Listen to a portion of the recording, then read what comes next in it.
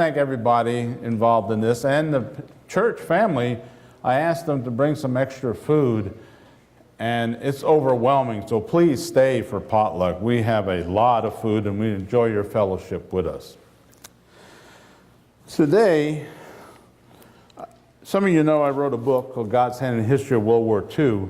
I'm now writing a second book called God's Hand in History of the United States, and this is an excerpt from it. And we're going to look at the battle of, the bombardment of Fort McHenry during the War of 1812. Next slide, please. There it is. And this picture you see here, it's kind of faint, but Terrell, who was up here with me, created that. And we're looking at this as maybe our cover for our new book. But he does beautiful work. He did the illustration and the cover for my first book, and so he's helping me with this. And so we're going to look at the bombardment of Fort McHenry, which happened in the War of 1812. Next slide. I want to take a text. Some people don't believe in God. Well, I do. And when I was researching these books, I began to see his hand. And here in the Bible, Daniel says, Daniel answered and said, "Blessed be the name of God forever and ever, for wisdom and might are his. And he changes the times and the seasons. He removes kings and raises up kings. He gives wisdom to the wise and knowledge to those who have understanding." That's Daniel chapter 2, verses 20, 21. Next slide. The War of 1812 actually should not be called the War of 1812. It should be called the Second War of Independence. It took place from June 1812 to February 1815. So it's a little more than just 1 year. I don't know why they call it 1812.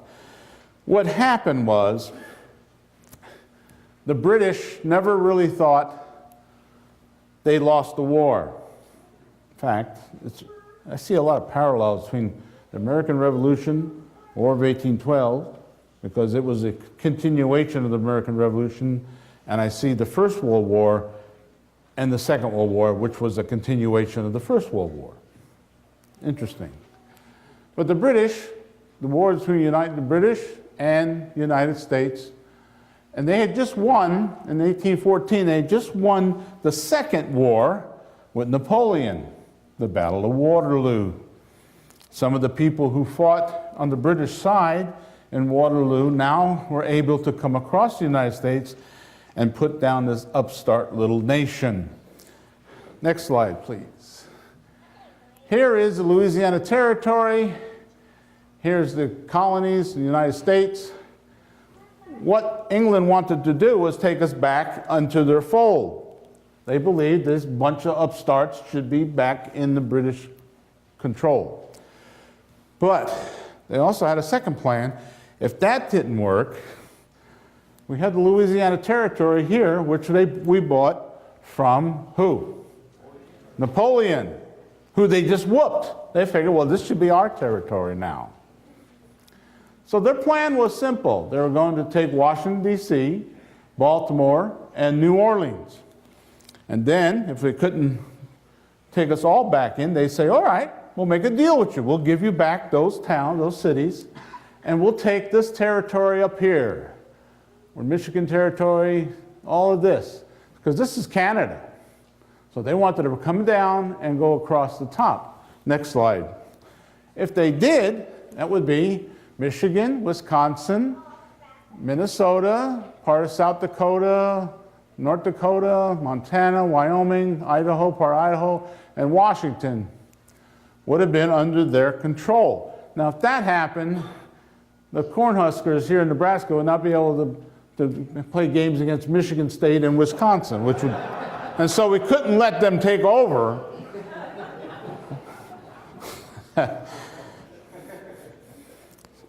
And of course, don't forget the Washington Huskies up there. So we had to win this war.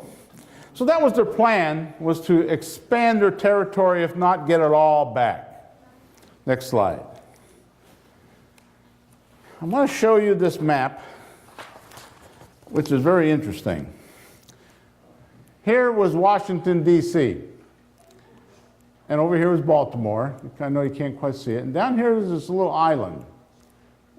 And what was happening is the British fleet and army were coming from England and from Nova Scotia, Halifax, and they were using that island as their base. And then from there, they would make raids and attack D.C. and Baltimore and all these other areas. Now, what happened in the month, just a few weeks before, in fact, in August, they burned Washington, D.C., which is another interesting story because, let me show you here. Here's Washington, D.C. up here. The American troops, after they burned Washington, went to Baltimore. The British fleet ships, people were up here, and this was water here and then land. Well, during the battle burning of D.C., as it was burning, a strange coincidence happened. A tornado and a hurricane hit that area, and it was centered on the British camp. That's going to be in my book, and maybe next year I'll talk about that. But so the British Army, after what happened there, they burned the capital, but they were hit by this tornado and hurricane, decided to move south back to the island and regroup. And then they said, we're going to go attack Baltimore. Excuse me. Next slide, please. Now, Don here spent 23 years in the Air Force in the chaplaincy. Don, what was your main job? You were supposed to support the troops, right? Give them encouragement, help them, show that God cares for them. Don't worry, things are going to be all right. To support them. That's a very important job. Well, the British had theirs too. Reverend Joshua Thomas, there he is there. Now at that time, they weren't in the military, they were just civilians that the British and the Americans would have come support the troops. Well, a strange thing happened. Joshua Thomas was supposed to encourage the troops. Well, the night before his sermon, he had a vision. And it frightened him. He was told to tell the British Army, do not go to Baltimore, or you will die. Now imagine that. Here's these troops who just happened to be in Washington, D.C., with all these problems there they have with the hurricane. Now they want to get some help. And this reverend goes, I wouldn't go there if I was you guys. You ain't never coming back. That's really encouraging to a soldier, right? You know, they got orders to go march on Baltimore, and the guy's saying, too bad, better write out your wills now and say your farewells because you ain't coming back. Let me read something from you here if I can. Yeah, this is from his sermon called Preaching to the Enemy. And Reverend Thomas says this, some of the officers told me the cause of all this, they were going to take Baltimore. I told them they had better let it alone. They might be mistaken in their calculations, for the Baltimoreans would resist them and would fight hard for their city and their homes. We can take it easily. I told them it was a dangerous undertaking, in my opinion, for I believe God would fight for the good people in the city and aid them in defeating your armies. Now, he was afraid to say this because he was supposed to support the British, and here he was, said, they're going to kill me for saying this, but God told me to tell them that you're going to be in trouble if you try to go to Baltimore. But they were already made up their minds, they're going to take Baltimore. Next slide. This is a map, kind of give you the lay of the land. Here's the British main force here. See, the water got shallower, so the big huge ship of the line, the 100 guns, they had 100 guns on them, all couldn't go up the, but they had the frigates and the other smaller ships that could still go, but they had some pretty large guns too. They had some guns called siege guns, would fire 200-pound rounds. I'll show you some of these in a minute, talk to you more about that. But there's the fleet. Here's Baltimore, up here. Here's Fort McHenry. So the British troops from the island landed here, marched up, and right here was called the Battle of North Point. What happened was that when the general in charge of Baltimore heard about the fleet and the British march, he sent out units to fight them there. And fight they did. And during that battle, the main general in charge of the British Army, who had just come back from France and Europe fighting Napoleon and beat Napoleon. So the men really trusted him. He was quite a general. His name was General Ross. And during this battle, he always believed that he needs to lead his men. Very brave men, and by doing that, his men would follow him. As he was moving forward, a sniper picked him off and killed him. The second in command did not fight against Napoleon. In fact, he was fairly young, didn't know what to do, and so the troops there, the British troops, began to get demoralized. Again, what did this Reverend say? God said, don't go there. He was talking to this general too. Don't go there.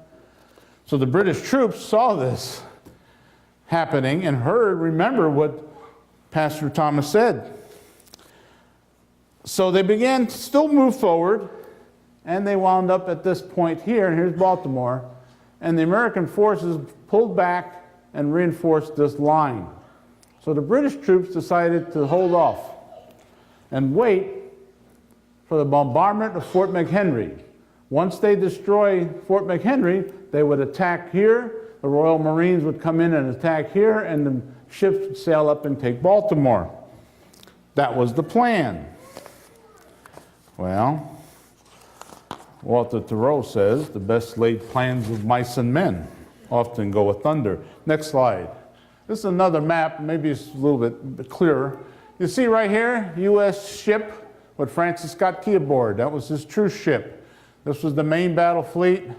And there's that path they took up there, then Baltimore. The British fleet that bombarded Fort McHenry is here. There was a couple other forts here. Now you're probably wondering, what is this U.S. ship doing right there? I'll talk about him in a minute. You probably all know about Fort McHenry and, of course, the Star-Spangled Banner. Okay, next slide. This is Major Armistead. About a year ago, my wife and I went back to visit our other pastor, Pastor Robert Martinez and his wife Valia, and they took us there, and we'll have some more pictures in a minute.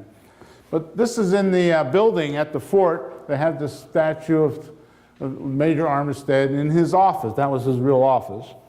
Next slide. Here are some more pictures. Look at the size of some of these guns.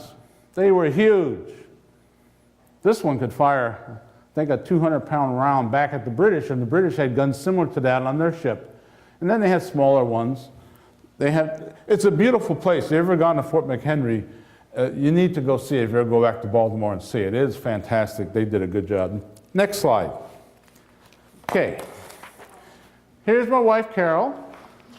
This is Valia Martinez. And look at that cannon behind them. And there's some of the cannon. Now these cannonballs here weigh about 200 pounds.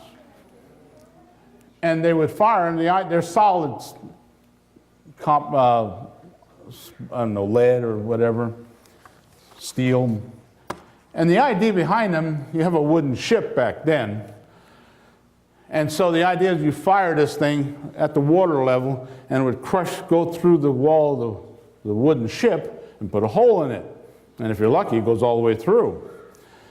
So they would fire this thing. Now, to fire this thing, You know, in our modern day cannons, what they call breech loaders. You just load the powder, the ammunition from here. But back then, you had to climb up these steps carrying this 200-pound ball. It would take like 3 or 4 men. They'd climb up here. Meanwhile, up here was another group of men. And they would load the powder charge in there and then put the ball in there, ram it down, and come back down here and fire it. That's what they had to do. Next slide. This is another picture of fort. This is the cannon right here where Velia and Carol were standing by. It's quite a setup. This building here, I'm going to talk to you about that in a minute. But it's this what's called a star fort. And the reason for that is that back then, if the infantry would charge the wall, you had men up here, men over here, and men over here, and you would be fired coming down what they call enfilade fire from 3 directions. That's why they built all the forts similar to this all throughout Europe and America, what they call a star fort. Next slide. This slide shows kind of like what it was like. Here's a guy trying to ram the gun. You see, he's standing there, wide open. You can't miss this guy. Maybe. So they would fire back and forth. And here's the bomb, the rocket, red glare, and the bomb bursting in air. There's the big flag. And they would get up here and they'd fire at these back and forth. Now, here's where I believe that God had his hand in this. The bombardment of Fort McHenry lasted for 26 hours. They were firing at each other, back and forth for 26 hours. I believe God's hand was in this because it had to be God's hand, because during that 26 hours, these men, brave as they were, firing at each other, either God was helping them or they were the worst shots in both the British and American Army. They couldn't hit anything. There was hardly any damage done to either side. As far as we understand, one sergeant and his men were loading the gun. A shell came over, it bursted, killed him, and wounded the 2 men.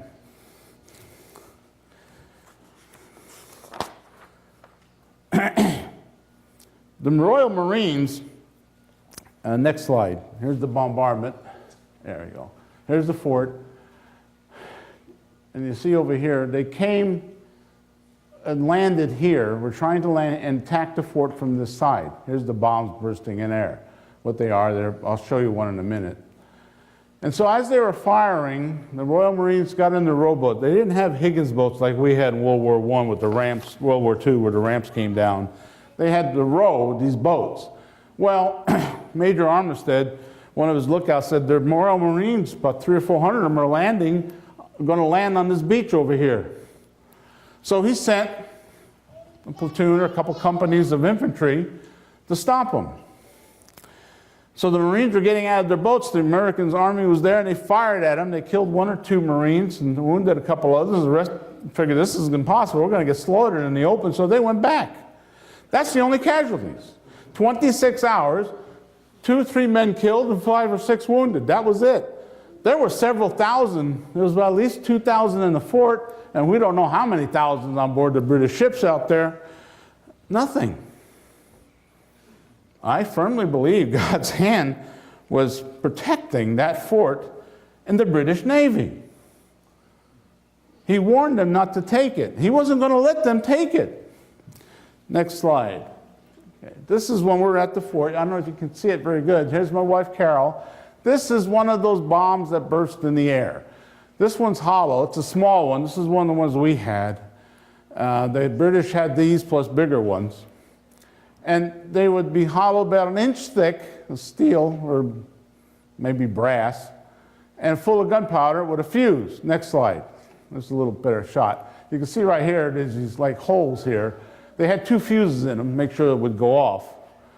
And it would come over, and then depending on the length of the fuse and the far away they were estimated, they would either go off in the air or come in, enter a building, and explode, right? Yeah. Now, next slide. Here's Fort McHenry again. That building right there was the powder magazine. Now they had some up by the guns so the gunners could, go back, get some powder, run back and forth, instead of going all the way back here. This building housed all the gunpowder, the majority of the gunpowder for the entire protection of Baltimore and Fort McHenry. There were tons of that stuff in there. Next slide. The better picture of it. I took this picture when we were there. Major Armistead's office was right here, and these were barracks and buildings and different things in them. It was estimated 200 pounds came in. It was the bombs bursting in air, came down and went through the roof. Oh, thank you, Pastor. See, he is good for something, isn't he? Your last through line today. No, I don't know what we do without John. He's been a great pastor for us. And Pastor Martinez was good too. He took care of us when we went to visit him. Okay, you'll leave today. Anyway, this 200-pound ball came through, went through the roof, which is pretty thick, landed inside, and did not explode. The amount of rounds that were fired, they estimate that the British fired 1,800 rounds of that size, and maybe a little smaller, 100-pounders, and over 1,000 rockets. And the Americans fired about the same.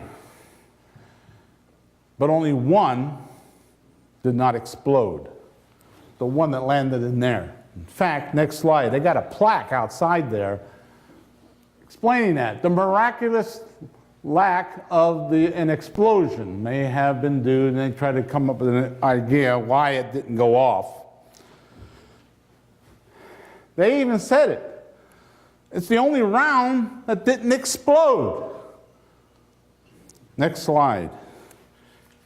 If that thing would have went off, here's the bunker, right here. Look at this fort.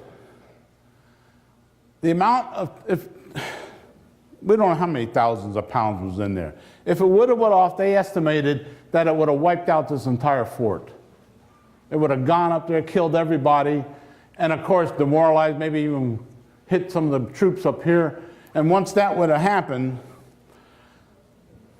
the British Marines would attack from the right and the army from the left and come in, and they would have captured Fort McHenry and Baltimore. But it didn't go off. During the entire battle, nobody could hit anything. Why? Now, those of you who served in the military know when you have 1,800 rounds and 1,000 rockets going off, somebody's bound to get hurt. But not here. Now, this is not to say War of 1812. There were casualties on both sides. Some of the battles were pretty bad. But for some reason, God said, no, you will not take this fort. Next picture. There he is. Francis Scott Key. Now, he was on board a British ship. And like I said, we're all wondering, like, what are you doing? You're an American on a British ship. Well, when the British took or burned Baltimore, they captured several men. Let's see his name here, Dr. Bean was one of them, William Bean, and the mayor and a couple other people. The idea was that if they could take them at D.C., because the President Madison and Dolly Madison escaped, so they took the next highest people, the mayor, this doctor, and held them hostage, hoping that the militia would not be so inclined to fight. Well, Francis Scott Key, his job was negotiations. He was a lawyer, and they asked him to go out to the British, take some British soldiers that they have captured, and make a swap. So they went out there with the flag of truce, and the British admiral and the general were they were gentlemen back then, the higher ups were anyway. They allowed Francis Scott Key to come. They said, yeah, we'll swap with you, but right now we're going to attack the fort, and you see where our ships are and everything, we cannot really let you go. But you have the run of the ship. In fact, why don't you sit down and have dinner with us? And he did. He sat there and had dinner with the general of the army and the admiral of the Navy, Royal Navy. And they had a very fine dinner and they had a nice talk, he said. So here he was, but he couldn't get off the ship. They said, you stay here. When the battle's over, you can go home. Take doctor with you and go home. Next slide. And here's what he saw. Here's the rocket. Now they had some of these barges. This one's just a painting of a small one. The guys are kind of hiding as they fired a rocket. They had hundreds of rockets on these things. We had them in World War II and in a lot of other places where they would fire the rockets, and then they had the bombs bursting in air. And so he saw all this, and he watched them. And of course, he was concerned that they would eventually land, take the fort. But by dawn's early light, next slide, he had this picture. There was the giant American flag. There was the fort, some battle damage to it, some ships out here. And the admiral said, you know, after 26 hours, this is useless. So let's go get our troops and go home and go back up to Halifax. And that's what they did. They did not. The troops came back down from Baltimore. They picked them up and took them back to Halifax, at that island, and then up to Halifax. They gave up. Next slide. This is our text. When I say to the sea, this far you may come and no further. Here is where your proud waves halt. Job 38:11. That's when Job was not arguing, but talking to God. You know, Lord, I've been going through a lot here. And where were you defending me?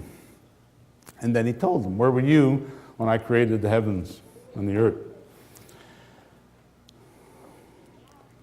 You know, we sometimes ask, like this war, and all the wars going on now and all this, where's God? When I was doing my first book, I had a Bible study, and I talk about this woman, when I was saying that God is loving and caring, and she became very upset. And I found out later was that when she was a little girl, her uncle and her dad were both killed in World War II. And she would say, well, where was God? 45 to 70 million people were killed in that one war alone, plus all the other wars. Well, it's simple. You see, I believe that there was a creation week, and God did create Adam and Eve, and Satan was there. And they chose to follow Satan versus Christ. God could have just said, okay, if you want to do that, kick that old planet out into space and I'll start all over. But he didn't. He said, all right, you chose Satan, but I'm not going away. I'm going to be right here. I have to allow things to happen. I don't want these things to happen. I don't want war. I don't want hurricanes and tornadoes. I don't want disasters and fires, robberies, people killing each other. I have no desire for that, but you chose that path. So because I gave you a free will, I have to allow it to a certain point. But, as he says in Job, this far, here is where your pride waves halt. He will only allow things to go so far. He allowed Hitler, Genghis Khan, Charlemagne, all those people, Napoleon, to go so far, and then he said, enough. Today is the same thing. Today we go through a lot. Sometimes as a country, we have to deal with things that we don't want to deal with. We have our military over in Iraq and Afghanistan and around the world. There's a lot of hot spots. Korea never did end their war. We're hoping things will change now, 50 years later, or not 60 years later. But it still exists. We still have our enemies. And we have even personal enemies, like cancer, heart disease, financial problems, family strife. These things still happen. But God said, I am with you. I will be there. Yes, you're going to have to go through this because mankind chose to follow Satan, and to show the whole universe what Satan is like, we're going to have to go through this. But I'm only going to let him go so far. In World War II, Korea, Vietnam, the Gulf War, we see it now, only so far. I don't know how these things are going to end. I do know one thing. I firmly believe that Jesus Christ said he's coming back, and he will, and then it will end. And so our choice is, where do we want to follow?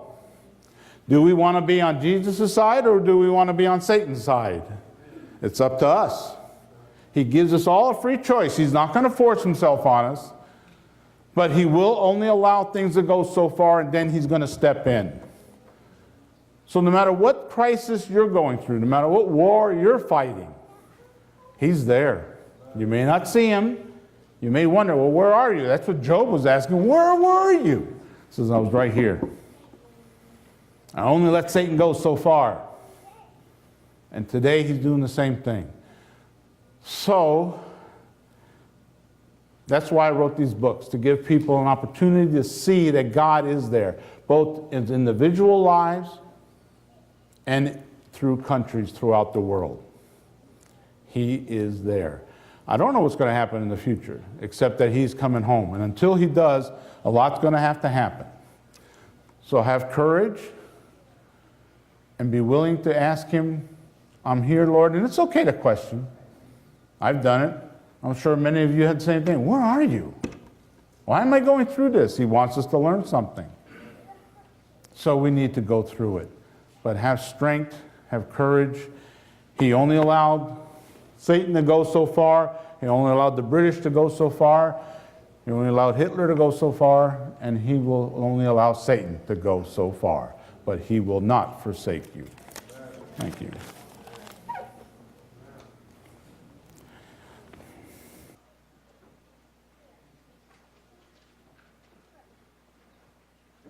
Amen. Thank you, Victor. For our closing song, I invite everyone to stand up and sing hymn number 610, 610, Stand Like the Brave. Join us.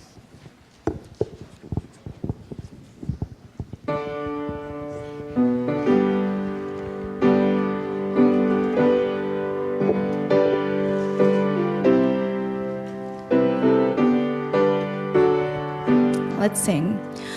O Christian, awake, 'tis the Master's command, with helmet and shield and the sword in thy hand, to meet the bold tempter, go fearlessly go, then stand like the brave, with thy face to the foe. Stand like the brave, stand like the brave, stand like the brave, with thy face to the foe. The cause of thy master with vigor defend, be watchful, be zealous in faith to the end. Wherever he leads thee, go valiantly go, then stand like the brave, with thy face to the foe. Stand like the brave, stand like the brave, stand like the brave, with thy face to the foe. Press onward now, ting thy captain is near, with grace to supply and with comfort to cheer. His love like a stream in the desert will flow, then stand with thy face to the foe. Stand like the brave, stand like the brave, stand like the brave, with thy face to the foe. Dear Heavenly Father, we thank you for this beautiful Sabbath day that you've given us. We thank you that for your presence here today. And now we pray that you'll be with us as we go over to either our homes or over to the fellowship hall and have fellowship dinner. Be with us, guide us, and enjoy this time. And Lord, give us the strength to go through our wars, both personal and national, and let us know that you are there and you will guide us through this time. We just thank you again for everything, and be with us now. In Jesus' name I pray, amen.